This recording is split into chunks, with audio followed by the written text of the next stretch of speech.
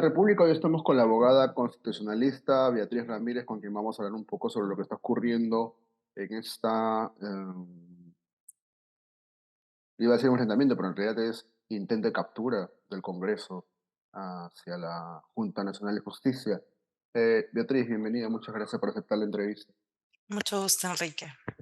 De todos los argumentos que se han esbozado del Congreso para avanzar en este proceso sumario de 2 semanas, ¿hay alguno que le parezca razonable, alguno de ellos, o para usted ninguno tiene suficiente razón? En realidad ninguno, creo. O sea, no está en discusión. Quizás lo único que en lo que coincido con quienes, digamos, impulsan esto es que no está en discusión que el Congreso puede remover a integrantes de la Junta. Lo dice la Constitución, claro. O sea, esa facultad creo que no la puede discutir nadie. Mm, Creo que lo que está en discusión es si el supuesto actual configura una falta grave. siquiera una falta grave, una causa grave, que es lo que prevé nuestra Constitución, ¿no? Entonces, se supone que cuando tú activas este procedimiento a la luz de los dos casos previos que hemos tenido en el 2010 y en el 2018 en el Consejo Nacional de la Magistratura, es en casos que son absolutamente evidentes, en donde ya es como insostenible que las personas permanezcan en el cargo por lo abultadas de la evidencia y lo incontrovertible que es la situación de la inconducta funcional, ¿no? Y en cambio ahora, y con eso cerraría como la idea, tú más bien tienes disputas respecto a si estuvo bien o mal que hicieran lo que hicieron la Junta, ciertos criterios jurídicos, y tú puedes discrepar claramente de eso, Enrique. O sea, quienes nos siguen aquí, la ciudadanía que te escucha puede tener un criterio a favor o en contra, pero tú no vas a encontrar una unanimidad tangible, una unanimidad evidente que encuentre que esto es una cosa perversa, que hace insostenible que estas personas em, puedan seguir siendo parte de la Junta, ¿no? Entonces, la causa grave es de tal impacto que debiera reservarse, y así hay que interpretar en el derecho, de forma restrictiva para supuestos que lo sean de forma manifiesta por la gran consecuencia que tiene que sacar a alguien que ha sido nombrado por 5 años, y en este caso son 7 personas en un colegiado, que deberían cumplir esta función durante 7 años y deberían tener la garantía de estabilidad por eso, ¿no? Lo que ocurre es que alguien, cínicamente también, claro que hay que decirlo, pero alguien con cierto grado de cinismo podría decir que, comillas, causa grave, cierro comillas, es algo tan laxo que el Congreso tiene la potestad de decidir de a qué, a qué se refiere esa causa grave, ¿no? Porque claro, es verdad que no está especificado. Causa grave puede ser en realidad lo que se le antoje a una mayoría si es que tienen los votos, ¿correcto? Claro, es que eso es lo que sucede. O sea, en el derecho se supone que todos hacemos, todas y todos, ahora que el Congreso le molesta, el todas y todos. Sí. Todas y todos tenemos una protección de corrección. O sea, tú te formas en el derecho teniendo una pretensión de racionalidad en tu argumentación. O sea, tú buscas usar el mejor argumento disponible. La fuerza de los votos, por supuesto que es una posibilidad. La pregunta ¿es lo mejor para poder definir lo que es una causa grave en un Estado democrático de derecho en el que se supone que tú eliges autoridades con un nivel de independencia por 5 años?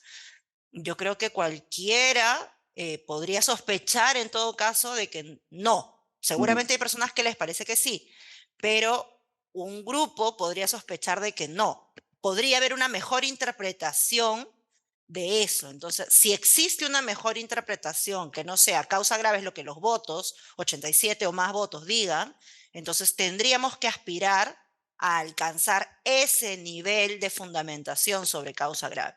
En los estados constitucionales, cuando tú tienes una competencia, Enrique, tú no puedes usarla como te da la gana. Lo mismo con los derechos. Las personas individuales tenemos derechos. Los órganos públicos tienen facultades. Tú puedes hacer con tu derecho lo que te da la gana, siempre que no afectes a terceros. Lo propio pasa con las facultades. Entonces, lo que está en conflicto es está permitido hacer todo lo que razonablemente deberías hacer solamente o lo que puedes hacer.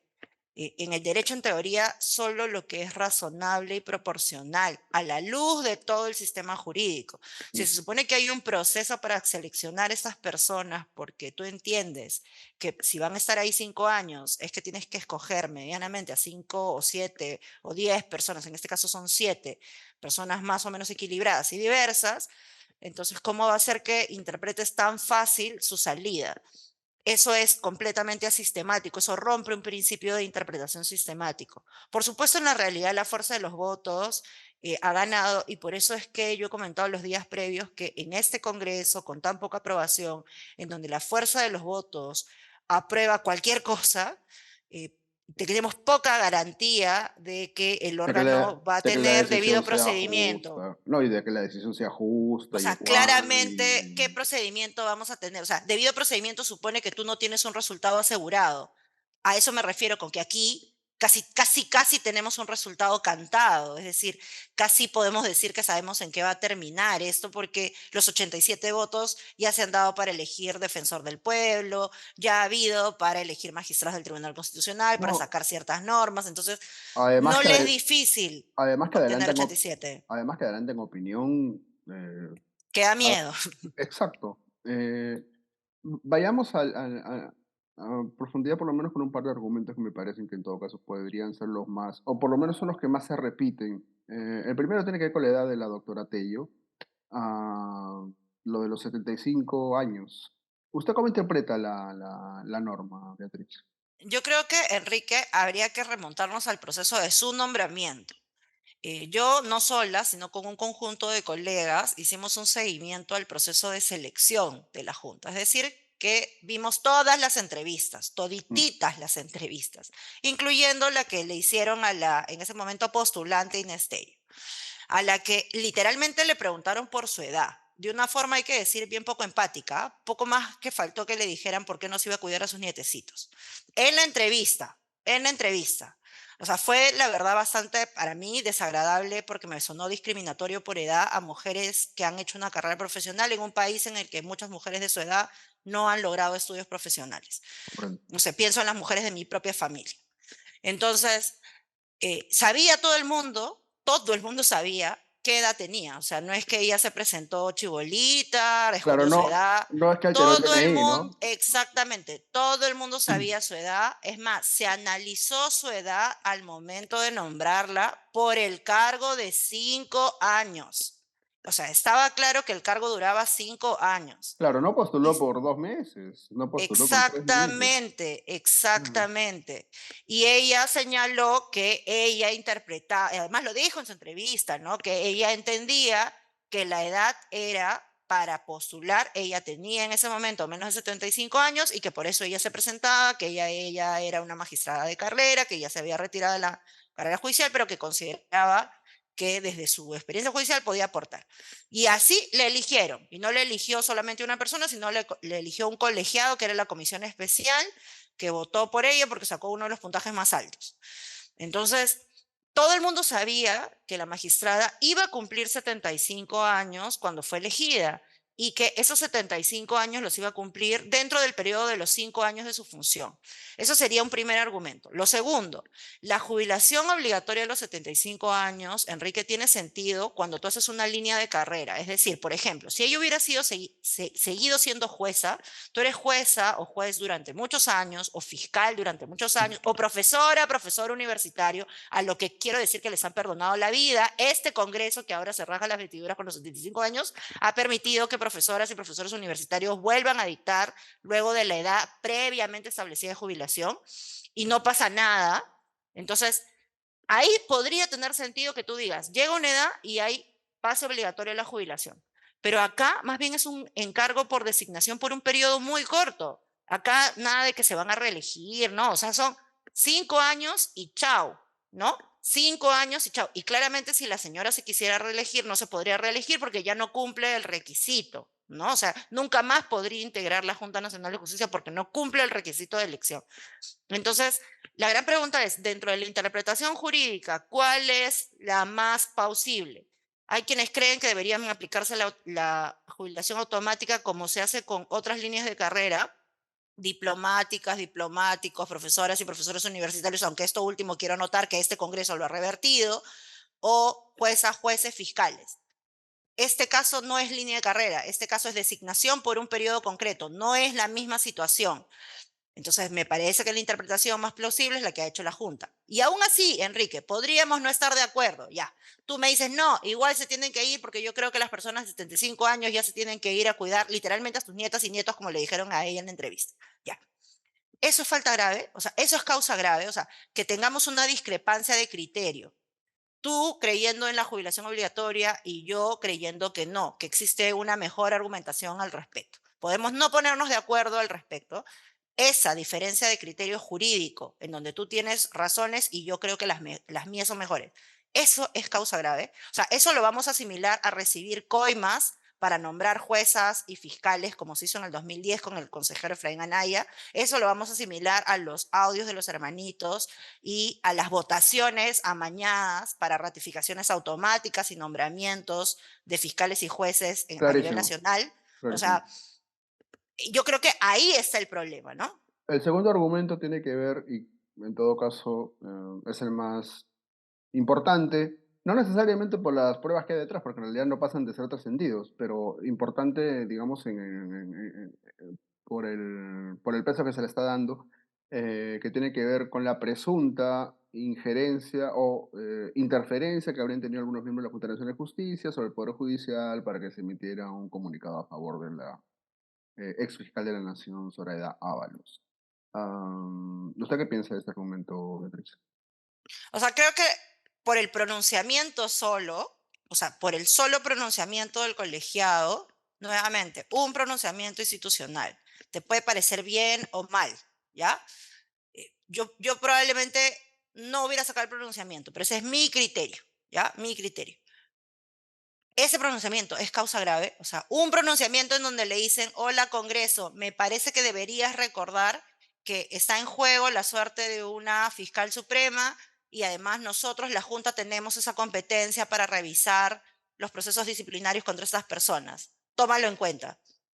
O sea, ya, el Congreso literalmente puede hacerle caso o no, es una exhortación. Eso le puedes llamar interferencia de poderes, o sea, la Junta tenía alguna posibilidad de tener medios compulsivos frente al Congreso. No, tanto que al Defin- final terminaron suspendiendo retirando Exactamente, entonces, a Ábalos, ¿no? nuevamente, Enrique, tú puedes discutir o no, de hecho, yo podría decirte, a mí me parece que de repente no lo debieron hacer, ya. Mm. Pero eso es eso, opinable, ya. Si es opinable, eso es causa grave, o sea, causa grave para su destitución.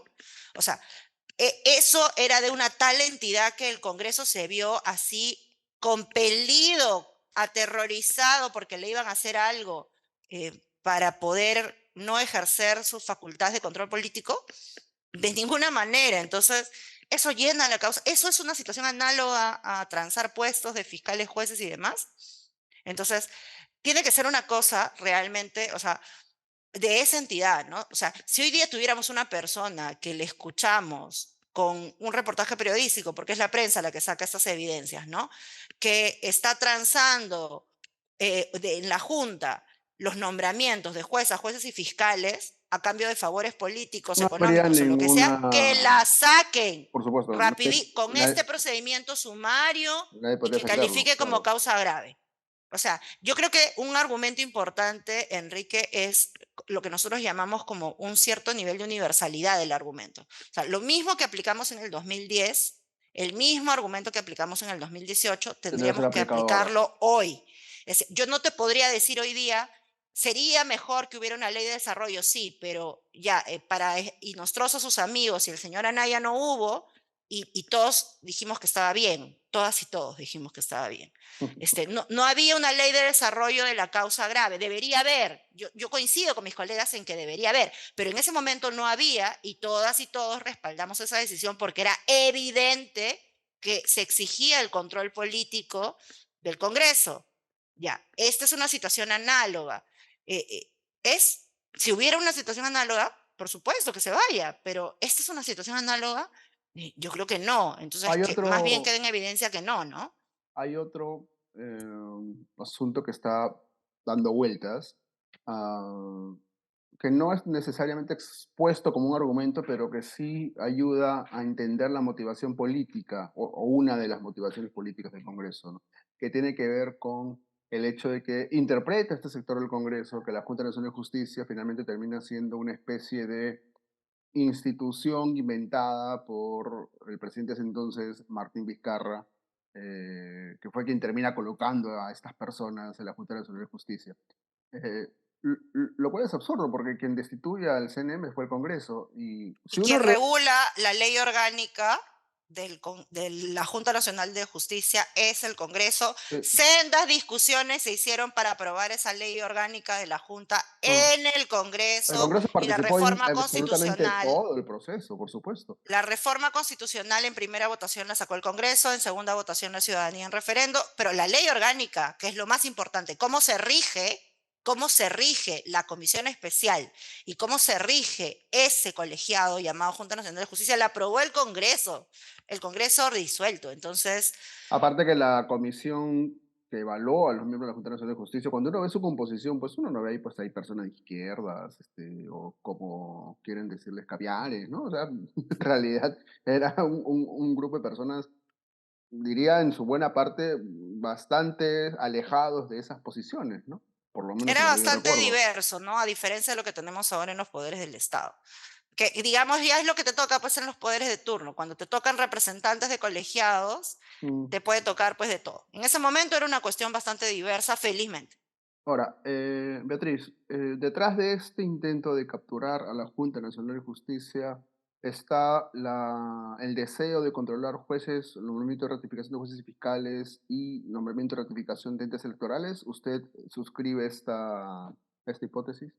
Sí, yo creo que sí. O sea, si no jueces y fiscales solamente, la ratificación de la jefatura del RENIEC, que ve padrón electoral, Y la hombre, jefatura quien ve OMPE, que maneja el proceso electoral, y las autoridades de control del Ministerio Público y del Poder Judicial, que además las nombra, recientemente acaba de hacer los procesos, con muchos accidentes, la Junta Nacional de Justicia. O sea, la Junta Nacional de Justicia tiene un gran poder en el sistema de justicia y en dos partes del sistema electoral, ¿no? La única que falta es el Jurado Nacional de Elecciones y creo que por eso su presidente ha salido pues corriendo diciendo de ahí me toca porque es lo único digamos que no entra en esa esfera de control es el Jurado Nacional de Elecciones que seguramente irá premiado pues en la lista del cadalso, ¿no? Entonces, yo creo que como ciudadanía no nos hace bien usar el derecho para intereses poco santos, en todo caso, ¿no? Si nos ponemos religiosos y religiosas.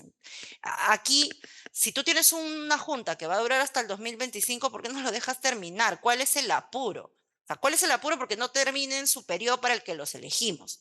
Esta porque junta se tiene que renovar hacia el 2025. Este año, el 2024, tiene que empezar el proceso de la Comisión Especial para Renovación. ¿Cuál es el apuro? O sea, ¿qué es la circunstancia premiante que nos hace tratar de encontrar como sea esta causa grave que no parece tan grave que todo el mundo la vea? En todo caso, si no vas a tener una unanimidad, que la mayoría la vea, porque ahora resulta que los cuellos blancos ya no eran tan malos para un mm, sector de la población. Yo mm, leo cada cosa en Twitter que resulta que ya poco más que nuestro era un señor bien bueno. Pero bueno, imaginemos que al menos en ese momento de la historia un grupo importante de la población pensaba que estaba bien que se desactivara el Consejo Nacional de la Magistratura porque era como evidente que eso ya no estaba funcionando regularmente, no aportaba la institucionalidad del país. Ya, hoy día estamos en un momento semejante, o sea, una buena parte de la población comparte esa sensación de que esta institución está podrida, porque así a ese nivel tendríamos que estar. Esta institución está podrida, eso lo piensa realmente la mayoría, tenemos esta sensación como para aplicar el mecanismo absolutamente gravoso de la remoción, porque si no, la interpretación restrictiva es lo que manda, eso es lo que manda en un Estado democrático que siga los estándares internacionales, además, digamos, la guía que debería tener el Congreso, pero la fuerza de los votos más bien es el estándar más laxo que parece que van a seguir, ¿no? Y por eso es que ha habido tanto revuelo internacional y nacional, ¿no? Y la gente anuncia marchas, porque hay una preocupación de que realmente esto se esté usando no pues para en teoría consolidar la institucionalidad, sino para minarla, ¿no? para capturar instituciones. Y la última consulta, Beatriz, ¿usted suscribe quienes sostienen que estamos frente a una especie de coalición autoritaria que está detrás de la captura de instituciones importantes? ¿Usted percibe que esto es así? Sí, yo creo que la fuerza de los 87 votos hace demasiadas cosas que no necesariamente responden al interés general, ¿no? O sea, la forma en la que los 87 votos toman decisiones no necesariamente está pensando en los intereses de la mayoría de la población. O sea, y han habido como algunos votos. O sea, una cosa es opinar de tu percepción y otra cosa es opinar sobre los votos que han tenido. Por ejemplo, la SUNEDU. La SUNEDU ha sido un avance para la mayor parte de nuestro país, pero a algunos sectores interesados, dueños de universidades cerradas, no les gusta. Y de pronto ahora vemos un cambio en la composición de la SUNEDU. Ujú. Entonces, ahora esto de volver a la carrera pública a ciertas y ciertos docentes que no han tenido éxito en los modelos de La evaluación previa. evaluación docente, que se pueden mejorar. Nadie dice que no se puede mejorar, todo es perfectible, pero el luchar contra el modelo y el pedir aprobación, incorporación automática, como se ha pretendido, aunque ahora se haya retrocedido, y la fuerza de los votos todo lo puede aprobar y todo se canjea porque yo voto por tu bloque para el Tribunal Constitucional, tú votas por mi bloque para la Defensoría del Pueblo, yo voto con tu bloque ahora para lo de SUNEDO, tú votas con mi bloque para otra cosa. Entonces, esta idea de que los 87 votos hacen todo, o sea, en el Congreso hay que negociar, por supuesto, negociar en política no está mal, está bien hacer política, el asunto es para qué lo haces. ¿Lo haces para mejorar el estado general de los derechos de la ciudadanía Para o mejorar tu propio estado, claro. para generar tus propios intereses o los intereses de algunos grupos con los que tú trabajas ya? Lo segundo es lo que está mal, ¿no? Y muchas y muchos sospechamos que de eso hay a la luz de las decisiones previas que ya han habido, ¿no? De acuerdo. Beatriz Ramírez está con nosotros. Muchas gracias, Beatriz, por sus importantes reflexiones. Ha sido muy interesante. Amigos de la República, eso ha sido Y todo por amigas, hoy. y amigas, y Amigos y amigas. amigas de la República, a pesar de lo que diga el Congreso, eso ha sido todo por hoy. Muy amables.